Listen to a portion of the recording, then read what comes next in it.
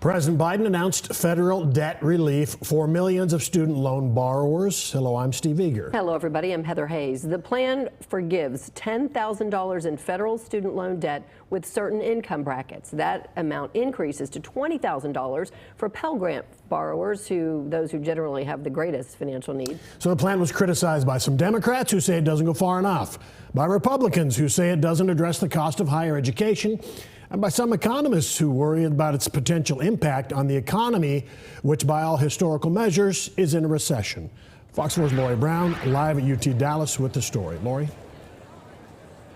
Steve, President Biden's plan to forgive $10,000 to $20,000 in student loans is not a done deal yet. It's unclear if he has the authority to take this action without Congress, so there could be legal challenges ahead. My campaign for president, I made a commitment that would provide student debt relief. President Biden's student loan forgiveness plan would impact an estimated 43 million Americans with federal student debt.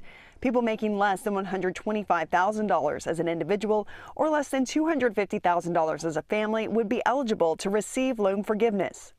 My dad's greatest regret was that he never got to go to college. You always say, Joey, you're going to be a college man. According to federal data, the average borrower is carrying about $37,000 in federal college debt. Many people can't qualify for a mortgage to buy a home because of the debt they continue to carry. It's too high and they can't come up with a down payment anyway. A lot of folks are even putting off starting families because of the cost. SMU economist Mike Davis says the plan, which would cost $300 billion, could end up creating unintended consequences for the economy. That's an awful lot of money being dumped into the economy at a time when we're also already experiencing high rates of inflation. Is this going to make tuition go up for everyone? The cost of a university education has been going up and up and up.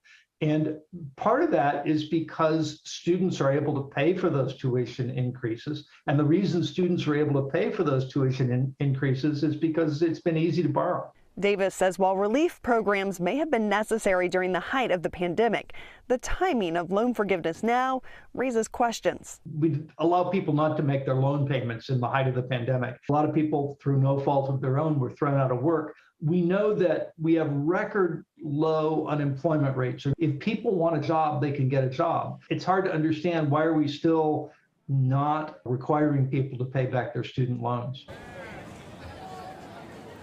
It is important to note that debt forgiveness is not automatic. We will let you know when details about the application process are available, and regardless, you will want to check with your loan provider. Mr. Biden is also extending the freeze on student loan payments that began during the pandemic until December 31st.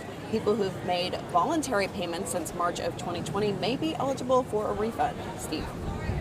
All right, Lori Brown, live in Dallas. Thanks, Lori.